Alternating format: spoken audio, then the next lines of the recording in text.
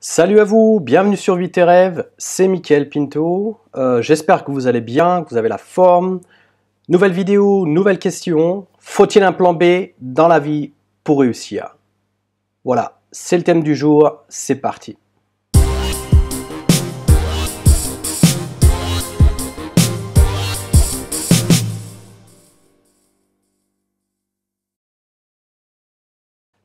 Alors, faut-il un plan B dans la vie pour réussir? Oui. Je pense qu'avec avec le recul et puis l'expérience que j'ai pu acquérir ces dernières années, je pars du principe qu'il est nécessaire d'avoir un plan B. Je ne l'ai pas toujours eu ce plan B comme on dit. Moi, si je reprends des exemples de ma vie par exemple, eh bien j'ai souvent agi sans avoir un plan B, enfin du moins sans avoir un plan B bien, vraiment bien conçu quoi. Hein, le mot plan B, ça peut dire avoir une esquive ou alors une voie une voie échappatoire, comme on dit, mais c'est vraiment d'avoir un plan avec une stratégie et de savoir qu'est-ce que je ferais si jamais ça fonctionnait pas comme je l'ai planifié. Voilà, quoi. Alors donc en fait, quand je repasse en revue en fait, les 20 dernières années de ma vie où j'ai vraiment été actif sur le plan professionnel, euh, j'ai eu quelques situations, quelques décisions, quelques visions, quelques objectifs où je me suis lancé sans avoir un plan B.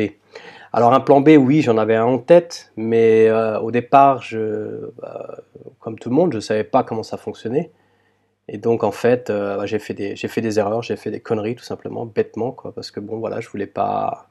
Je partais du principe que j'étais capable de me gérer moi-même et donc de gérer ma vie en fait, quoi. Et ça part du principe où ça part par exemple, le fait d'être parti en Allemagne sans avoir un plan B. Euh, je suis arrivé en Allemagne, je ne parlais pas la langue. Enfin, je ne suis pas arrivé en Allemagne, j'étais déjà en Allemagne à cause de l'armée. Pour ceux qui connaissent ma vidéo de présentation, voilà, je l'avais déjà dit, j'ai fait l'armée en Allemagne. Et en Allemagne, j'ai découvert une région, j'ai découvert des gens, j'ai fait de nouvelles connaissances, je me suis vraiment lié à un cercle d'amis, vraiment des gens superbes, très accueillants qui m'ont accueilli à bras ouverts et puis j'ai décidé d'y rester. Mais du fait que je parlais pas la langue, j'ai pas d'études, j'avais juste mon bac en poche, euh, une dizaine de milliers de francs à l'époque. C'est des francs ou c'est des euros? C'est des francs en fait, donc c'était pas beaucoup d'euros. Mais quand même, voilà, c'est tout ce que j'avais. Et mon plan B, c'était à l'époque, bah écoute, si ça fonctionne pas, tu rentres en France. Mais je sais pas comment j'allais rentrer, parce que bon, j'avais quand même pris quelques trucs avec moi, j'avais pas grand chose, mais voilà quoi. Euh, et je savais pas ce que j'allais faire en France. Donc en fait, j'avais pas vraiment encore d'objectif dans ma vie, de rêve, de vision, ceci, cela. Donc j'étais vraiment, ouais, je stagnais en fait quoi. Et c'est pour ça que je dis, j'avais pas de plan B. Pour moi, mon plan A, c'est tu t'installes en Allemagne, tu trouves un petit appartement, tu trouves une copine, et puis tu essaies de monter ta vie quoi en fait, naïvement. Et donc voilà, c'est vraiment un premier exemple où je vous dis que voilà, même si aujourd'hui je suis carrément différent, je pense que je peux me permettre de le dire, quoi. J'ai carrément changé ma vie, ma manière de faire les choses, parce que maintenant quand j'ai un plan B, ben, je sais très bien que voilà, c'est un truc qui est conçu, qui est solide, qui a un plan, quoi, hein, vraiment derrière. Et à l'époque, mon déménagement en Allemagne, ça s'est fait vraiment à l'arrache, comme on dit, quoi. Le deuxième exemple, c'est le fait de ne pas avoir d'études, en fait, quoi, parce que je partais du principe, bon, si tu n'as pas d'études, tu arriveras quand même, quoi. Tu arriveras à trouver ton chemin, même si ça va être difficile, mais tu y arriveras quand même. Parce que j'ai toujours été vraiment positif dans ma manière de penser. Donc je partais du principe, qu'est-ce que tu vas avoir un plan B ou un plan C ou un plan D, fais les choses et puis tu réagiras en conséquence. Et donc c'était pas trop facile parce que, en fait, si vous voulez, déjà ce qui m'a barré la route au départ par rapport aux études, c'est que je voulais en faire, mais on m'a bien fait comprendre en Allemagne quand je suis arrivé et que je me suis présenté à l'université. On m'a dit bah, écoutez, vous parlez pas l'allemand du tout, donc ça va être difficile de pouvoir faire des études en Allemagne parce qu'il faudrait déjà que vous appreniez l'allemand 6, 8 ou 10 heures par jour. Je me rappelle plus ce qu'elle m'a raconté, la dame. Et après, vous pouvez prendre vos options pour ce que vous aimeriez faire comme études, quoi. Et donc je me suis dit, merde, attends, moi je suis tout seul, j'ai pas de soutien de papa-maman, j'ai un appartement maintenant, j'ai une petite bagnole, j'ai mes dépenses, j'ai mon loyer, ceci, cela. Et comment je vais gagner mon argent si je travaille de 8 à 10 heures déjà sur la langue allemande, à l'apprentissage de la langue allemande, et si je dois encore avoir si je dois avoir si je dois encore prendre des cours justement sur ce que je voulais apprendre, quand est-ce que je vais bosser quoi, de 22 heures à 4 heures du matin quoi, pour gagner ma thune. Et c'est pour ça déjà que là je me suis rendu compte que voilà, c'était chaud parce que bon, je partais du principe que j'allais faire des études et puis j'ai pas de plan B quoi. Et donc en fait, voilà, je me suis retrouvé à réagir assez rapidement. Donc quand on n'a pas de plan B et qu'on réagit assez rapidement, eh ben, on réagit spontanément, donc on prend des décisions assez rapidement parce qu'on n'a pas le choix, parce que le temps passe, et puis les factures arrivent, et puis il faut réagir, quoi. Donc, enfin, du moins, c'est la manière dont j'ai réagi, quoi. Donc, j'ai dit, bah, pas d'études, voilà. Et donc, c'est vraiment, je pense que c'était pas le, c'était pas le, bah, c'est ok, quoi. Je vais pas dire que c'était pas la meilleure solution, mais c'était une des solutions parce que bon, voilà, je suis quand même là où j'en suis à l'heure actuelle et j'y suis quand même arrivé, quoi. Sans les études, je veux dire, quoi. Et puis,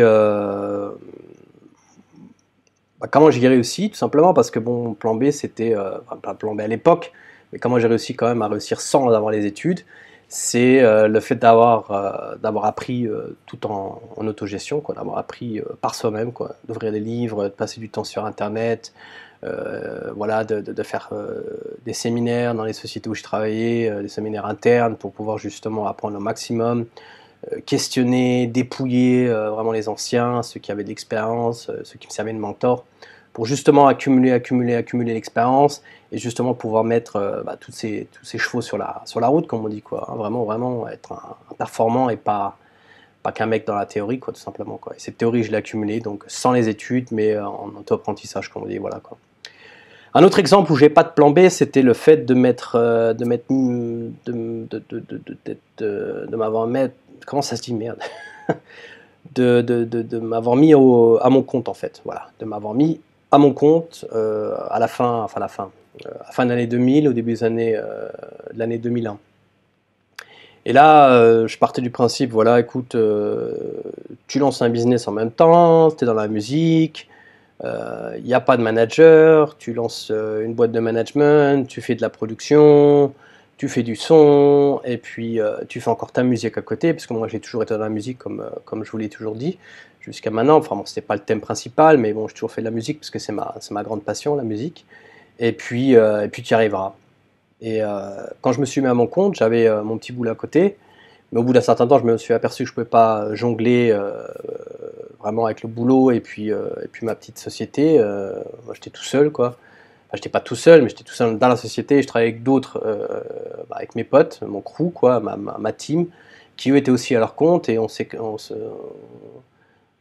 faisait des factures mutuelles. Lui, je lui faisais ça, il m'écrivait une facture, et lui, il faisait ça pour moi, donc il m'envoyait une facture. Et c'est comme ça qu'on faisait. On faisait pas partie d'une société où on travaillait pour la même société, on travaillait tous pour notre poids, en fait, si vous voulez, quoi. Et on était un crew, une team, une équipe, on faisait de la production, je faisais du management, on faisait notre business, ça allait, mais au bout d'un moment, je me suis aperçu que voilà, j'avais besoin de tout miser sur une carte parce que bon, je me concentrais pas sur mon plan A, en fait, quoi. Et au bout d'un moment, je me suis aperçu, c'est quoi ton plan B? Ou alors c'est quoi ton plan A? Est-ce que c'est ton boulot sûr, tu gagnes ta thune tous les mois, ou alors c'est ce que tu fais à ton compte?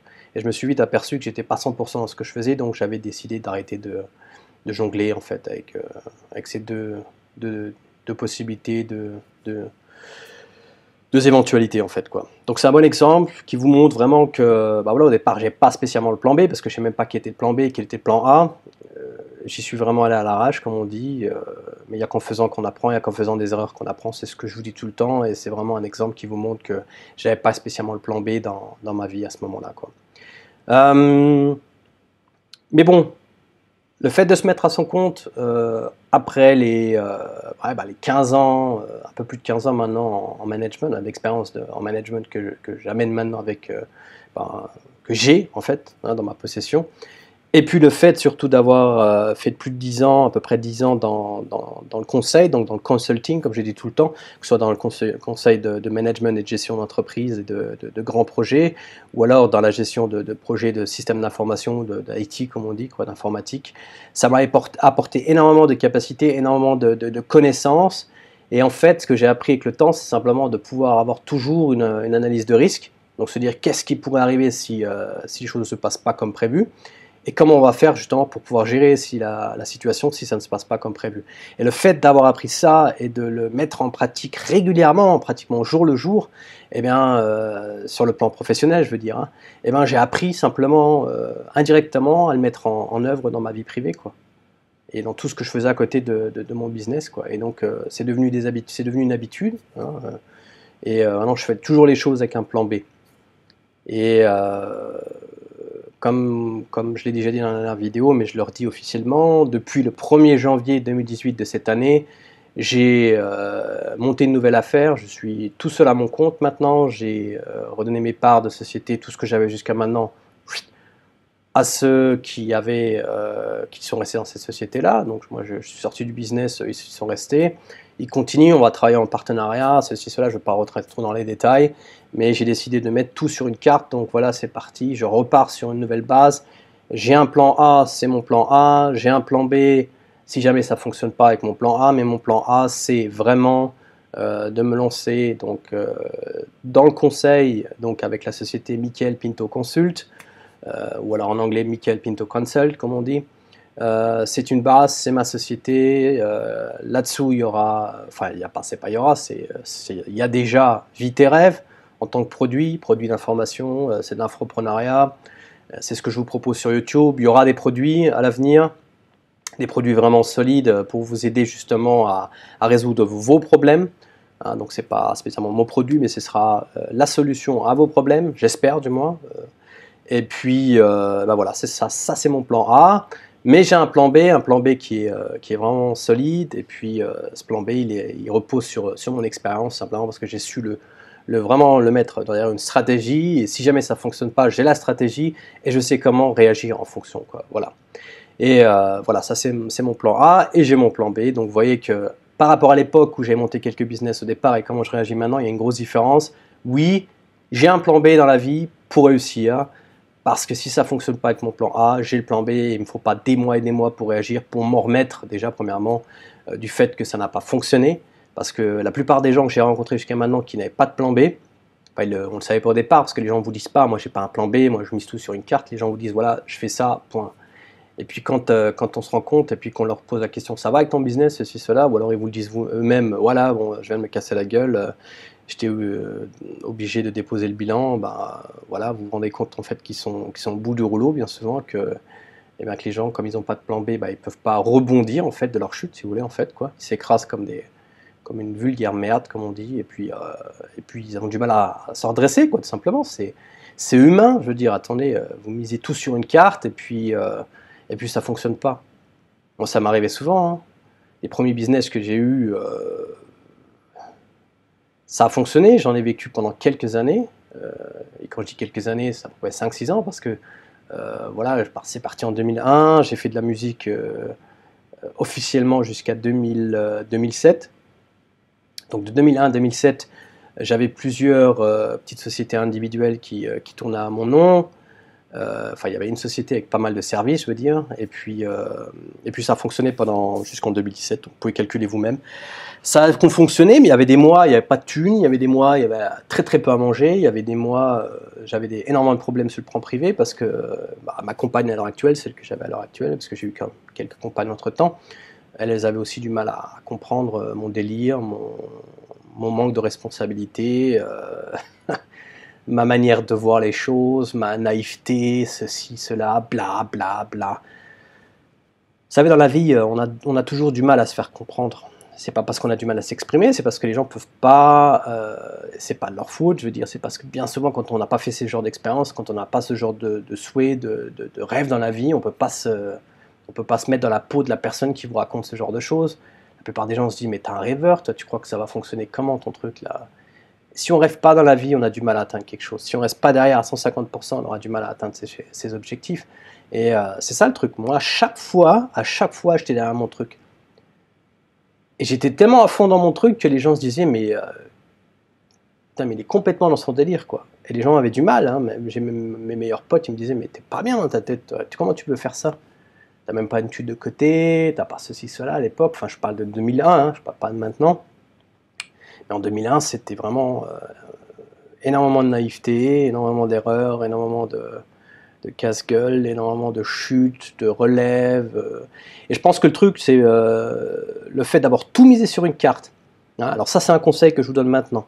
Le fait de tout miser sur une carte, ce que j'ai appris vraiment avec le temps, c'est que le fait de tout miser sur une carte, eh ben, on se dit, bah, il faut que tu y arrives.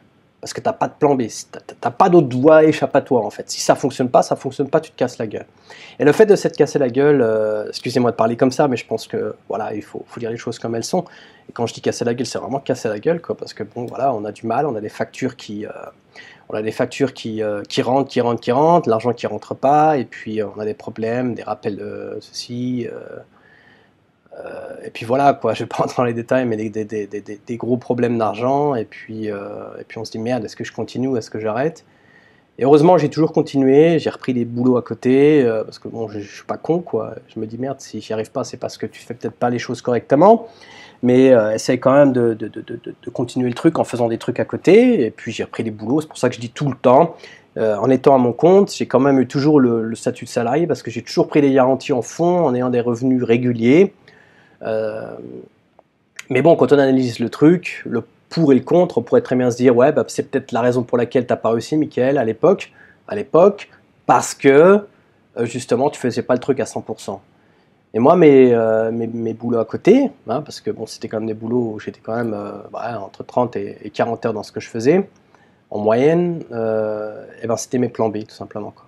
Donc, même si je voulais pas l'accepter, ce genre de boulot en tant que plan B, c'était mes plans B sans le vouloir, inconsciemment. Et donc, en fait, je pense que par rapport à ça, j'ai appris énormément de choses. C'est qu'il faut toujours avoir un plan B. Le plan B, bien évidemment, il faut avoir une structure derrière tout ça. Et donc, pour vous donner vraiment une manière, ou alors la manière que j'utilise justement pour pouvoir, bien me préparer par rapport à l'exécution d'un plan A et puis la préparation d'un plan B, je vous ai ramené donc les 5 questions que je me pose à chaque fois, de façon à pouvoir vous aider justement à gérer ce genre de situation. La première question, c'est qu'est-ce qui pourrait mal se passer pendant la réalisation? Posez-vous cette question, répondez concrètement à cette question. Moi, par rapport à mon plan A ici maintenant depuis janvier, vous le savez, c'est de me mettre à mon compte, enfin de m'être mise à mon compte, mais pendant la préparation du plan, donc le plan d'exécution et puis mon objectif, quoi. Je m'étais posé la question qu'est-ce qui pourrait se passer de mal, qu'est-ce qui pourrait mal se passer pendant la réalisation, quoi, en fait, hein, la mise en préparation. Ou alors l'exécution à partir du 1er janvier, quoi, tout simplement aussi. Hein. Et puis, voilà, il y a le thème de la maladie aussi. On se pose des questions, on se dit merde, qu'est-ce qui pourrait m'arriver si jamais je tombais malade, moyen terme ou à long terme, quoi. Qu'est-ce qui pourrait se passer si jamais mon client que j'ai déjà acquis se désistait, se disait voilà, on ne travaille plus ensemble. Qu'est-ce qui pourrait m'arriver si j'ai un problème au niveau privé aussi, quoi. Voilà, qu'est-ce qui pourrait m'arriver, quoi. Voilà, ce sont des exemples. Mais répondez concrètement à cette question, soyez honnête avec vous-même. Qu'est-ce qui pourrait mal se passer pendant la réalisation? Si vous le savez et que ça arrive, vous aurez beaucoup plus de facilité à pouvoir réagir, je pense, quoi. Qu'est-ce qui pourrait m'arriver de pire? Donc, si je le fais, hein, qu'est-ce qui pourrait m'arriver de pire si je le fais? Cette question-là, je l'ai déjà dit dans d'autres vidéos. C'est une question que j'ai instinctivement dans pas mal de choses, quoi. Je me la pose tout le temps, cette question. J'ai l'intention de faire quelque chose à moyen terme ou à court terme. Qu'est-ce qui pourrait m'être pire si je le fais ou si je le fais pas? Mais ici, il s'agit de faire, donc posez-vous la question, qu'est-ce qui pourrait m'arriver de pire si je le fais? Voilà, ça c'est la deuxième question. La troisième question, qu'est-ce que je peux entreprendre pour éviter cela? Donc vous vous êtes posé la question, qu'est-ce qui pourrait arriver et qu'est-ce qui pourrait m'arriver de pire? Non. Et qu'est-ce que je peux entreprendre justement pour éviter cela? Donc comment je peux faire pour réduire le risque en fait, hein, pour éviter que ça arrive en fait. Ensuite, la question bien évidemment logique, j'ai tout fait j'ai tout entrepris j'ai tout entrepris pour éviter que ça arrive, mais ça arrive, comme c'est toujours le cas dans la vie, quoi. Il y a pas de secret. Et ben en fait, que faire si un tel cas se produit en fait? Comment je réagirais si jamais ça arrive, quoi? Qu'est-ce que je ferais? Donc dans quel ordre et dans quel type de réalisation en fait, quoi. Et la dernière question, quel est mon plan B si j'échoue en rectifiant mon tir? Alors, les choses se sont produites comme vous l'aviez supposé, c'est arrivé malheureusement. Les choses, donc le cas est arrivé et donc malgré le fait de rectifier le tir, vous n'arrivez pas à rectifier le truc. Et voilà, donc vous échouez parce qu'au bout d'un certain temps, vous dites, bon voilà, je ne peux pas continuer comme je le fais jusqu'à maintenant. Quel est mon plan B? Et c'est pour ça qu'à partir de ce moment-là, dès que vous vous posez la question, quel est mon plan B? Tout ce que vous avez déjà répondu comme contenu vraiment dans les questions précédentes, vous l'utilisez justement pour pouvoir l'intégrer dans votre plan B. Hein, donc ça sert de base justement pour le plan B, parce que ce que vous avez déjà prévu à l'avance dans le plan A, ça vous aidera aussi dans le plan B. Enfin moi c'est ce que je fais souvent, ça dépend du type d'action ou de vision ou alors d'objectif que vous avez. Mais quel est mon plan B si jamais j'échoue en rectifiant mon tir? Posez-vous cette question-là, répondez-y vraiment de manière simple, soyez honnête avec vous-même. C'est peut-être pas le meilleur plan, c'est peut-être pas ce que vous voulez, mais c'est peut-être le plan justement qui va vous sauver la vie à ce moment-là, quoi. Moi je vous dis honnêtement, tous les plans B que j'ai utilisés jusqu'à maintenant, c'était vraiment des situations délicates. Il y avait beaucoup de choses que je devais faire que j'avais pas envie de faire. Par exemple, demander de l'aide à des gens que j'aimais pas. C'était les seules personnes qui pouvaient m'aider, demander de l'aide financière ou de l'aide donc au niveau de la force, donc de la manpower comme on dit. Donc de l'aide quoi. Et puis voilà, des fois on n'a pas le choix, on est obligé de baisser son froc, de quitter sa zone de confort justement pour pouvoir réaliser son plan B, parce qu'après, bah voilà, on n'a pas le choix, quoi. C'est ça le truc. Donc posez-vous ces 5 questions, soyez structuré sur le plan A, bien évidemment, et beaucoup plus sur le plan B, parce que si vous avez échoué sur le plan A, c'est que vous n'avez peut-être pas fait les choses correctement. Ça peut être le cas aussi, donc essayez de bosser à 150% sur votre plan B. Mais déjà, faites les choses à 150% pour le plan A. Partez pas du principe que ça va échouer. Vous avez un plan B, donc partez du principe que vous avez un bon plan A, mais si jamais ça ne fonctionne pas, vous avez un plan B. Ayez une bonne stratégie, une mise en exécution pour votre plan A et votre plan B, et je pense que là, il n'y a pas de raison que ça ne fonctionne pas.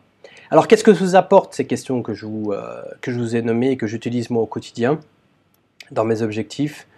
Eh bien, en fait, ça vous prépare au cas échéant. Parce que je vous le dis honnêtement, à chaque fois que j'ai eu une rechute, parce que moi j'appelle ça une rechute, on ne tombe pas qu'une fois sur les genoux. Et quand on retombe, pour moi c'est une rechute. En fait, on est retombé, on a de nouveau échoué par rapport à ce qu'on entreprend. Mais voilà, le fait d'être préparé et de savoir qu'est-ce qui va m'arriver, c'est beaucoup moins stressant et angoissant que quand on ne sait pas ce qui se passe, quand on réagit en conséquence.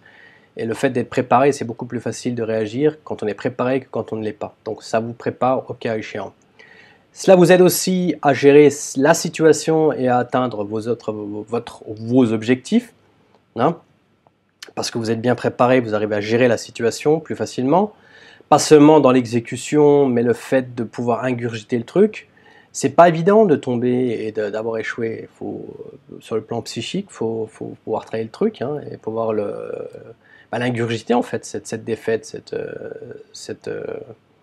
le fait de ne pas avoir réussi. Il faut pouvoir le travailler, hein, l'ingurgiter. C'est pas évident. Même si vous êtes physiquement dans la capacité et intellectuellement dans la capacité de pouvoir le faire, si psychiquement, enfin au niveau de votre mental, vous n'êtes pas dans le truc et que vous avez encore du mal à ingurgiter le truc, vous n'arriverez pas facilement et même vous êtes prédestiné, pas prévu, prédestiné à l'échec en fait, parce que vous n'êtes pas 100% dans le truc et vous devez réagir en conséquence. Et il vous faudra du temps hein, pour gérer le truc et pour l'ingurgiter, c'est bien évident. Hein. Et c'est ça le truc Mais si vous faites les choses avec ces 5 questions, vous aurez, je pense, beaucoup plus de facilité à gérer la situation et à atteindre votre objectif. Et la dernière plus-value que ça vous apporte donc de réagir et d'agir de cette manière-là, ça vous permet de réagir avec sérénité. Vous voyez les choses beaucoup plus simples, beaucoup plus clairement que si vous ne réagissiez qu'en conséquence. Et c'est ça le truc. Moi, ça m'aide au jour le jour. Si jamais je me rends compte dans 3 à 6 mois ou dans 2 ans que mon plan A, donc mon plan A avec ma société Michael Pinto Consult, que ça ne fonctionne pas, qu'avec mon produit sur YouTube, qu'avec mes produits que je mettrai en ligne dans les mois prochains, ça ne fonctionne pas, eh ben, je sais très bien que j'ai une alternative, j'ai un plan B, j'ai peut-être un plan C, que j'ai une voie échappatoire, j'ai même plusieurs, hein, dans le meilleur des cas, Et c'est ça qui vous aide justement. C'est ça la plus-value. C'est de pouvoir être préparé au cas échéant, hein, c'est vraiment important, de pouvoir gérer la situation parce que vous êtes bien préparé et ça vous aide à atteindre votre objectif ou vos objectifs et cela vous permet de réagir avec sérénité parce que vous voyez les choses beaucoup plus calmes, vous voyez les choses beaucoup plus clairement parce que vous êtes bien préparé. Voilà. Donc merci pour votre attention, j'espère que cette vidéo vous aura plu. Si ça vous a plu, faites-le moi savoir en me donnant un pouce vers le haut. Si ça vous a pas plu, le pouce vers le bas. Mais dites-moi, hein, dites-moi pourquoi ça vous a pas plu. Est-ce que c'est le contenu? Est-ce que c'est la manière? Est-ce que c'est le fond? Ceci, cela. Voilà. Tenez-moi au courant. Si vous êtes abonné, merci. Merci pour votre soutien. Si vous n'êtes pas abonné, faites-le. Si vous connaissez des gens que ça pourrait intéresser, donc mon contenu, bien évidemment, faites tourner, propagez la bonne parole. Je vous demanderai donc de juste mettre en pratique ce que je vous ai expliqué dans cette vidéo. Tenez-moi au courant par rapport à la mise en exécution si vous avez des problèmes. Je suis là à votre disposition. Je tiens à signaler aussi dans cette vidéo que j'ai mis en lien mon site internet où je mettrai à l'avenir mes produits donc en lien. Je ne vendrai pas mes produits par rapport à mon site internet, mais là-dessus, il y a des plateformes de vente en ligne qui font les choses très très bien. Je ne le ferai pas moi-même, je me servirai d'un prestataire de service. Ce site internet, www.michaelpintoconsult en un mot, Michael Pinto Consult. Consult, c'est comme consulting, mais sans le ing à la fin, donc consult, michaelpintoconsult.com. C'est en ligne, allez faire un tour, regardez ce que je vous propose, ce que je vous proposerai aussi en produit à l'avenir, allez faire un tour régulièrement.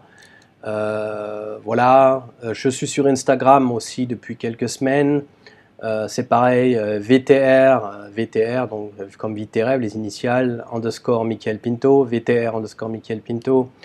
Je mettrai à l'avenir aussi, pas qu'à l'avenir, maintenant je mets des petites photos de mon jour le jour, donc ce sera plus le côté lifestyle. Ça vous permet de prendre part à ma petite vie quotidienne, aux endroits où je me trouve, je prends des photos de ma vie, ce que je mange, ce que je bois, voilà, je vous fais plonger dans mon quotidien en vous partageant des images que j'apprécie, que je trouve bien. Et puis il y aura des expressions, il y aura des citations, il y aura des petites annonces par rapport à ce que je ferai, par rapport aux gros événements. Et puis voilà quoi. Merci de m'avoir suivi jusqu'à la fin de cette vidéo. Vous êtes sur Vite tes rêves, c'était Michael Pinto. Je vous souhaite une bonne fin de journée, passez une bonne semaine et à bientôt.